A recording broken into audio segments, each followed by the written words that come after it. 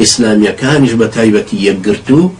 چاواشەکاریمان نەکەن، تووشی چاواشەکاریمان نەکەن کە بڵێن وەڵا وەکو تورکیایە و کاکە دەوڵەتەکە دروست ببێ قازانجی هەمومانەوە ئێمەشی تیاین و کوراوەڵ کەس تۆ زەربا خۆی فەقیر بەخواوانە خوارە خواسە ببن بە دەوڵەت یەکەم کەس لە تۆ دەن و تۆ کەم جارە بە دوولەتەوە بۆی بزانێ چونکە ئەوە یەکێتی کردو بە دوولەت ئیسلامی کردو بە دوولەت پێشتر حیزبی شوعی لە زمانی فاخر بەرگەسووری کردو بە دوولەت و فاخر بەرگەسووریشی اختیار کرد هەروکە کە حەسەن شۆستانی یەکێتی اختیار کرد هەروکە کە ئەفرادی ئەمە اختیار کرد نایەڵێ دیکتاتۆرێک لەوێ حکومەکەەوە بێ شێوازی ئیشکردنەکان فەرقانە بێ لەگەڵ یەکگرتووشە سە معلومە خۆ کلکی بەدەستی پارتیەوەی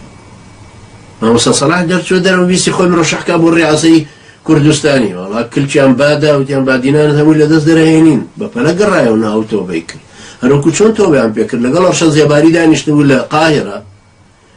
یەکسەر کاکە پارتی و یەکێتی و هەموو لیان لە تەقەدا پارتی وتێ بێ محاکەمە بکرێ عەدنان موفتێ و پیا و مؤەدەبە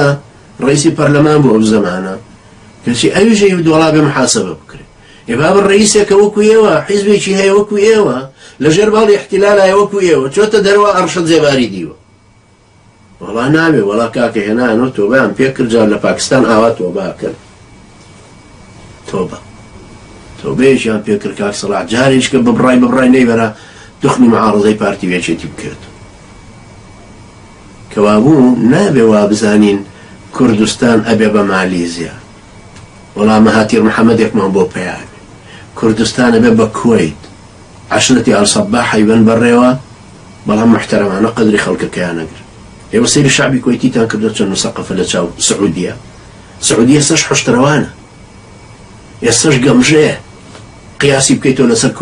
کوێیتەکان بەسیترین کەس خوێنەوارترە لەوانەی لە سعودی خوێنەوار ئەقلیان بە سیاسەت دەشکێ ئەقلیان بە دنیا هەشکێ ئەنجا ئەنواع ئەشکال عەلمانی و ئیسلامی و شیعە و سونی هەموو ناوێکیش دیایە لە پەرلەمانی کوێیتە دەسەڵاتەکەش لای ئەوە ئەگەر مەسعود بەرزانی وەکو ئەوشمان بۆی دروستەکە براهیزرە بە خانوویەکی قوڕیش دروستکە هەر با قوبوڵ مامێ ئێبرا تۆ دەوارە شڕەکەی خۆشمانت هەڵتەکان ئیتر چاوەڕێی چی بکەین بڵێن وەڵا دەوڵەت دروستەکە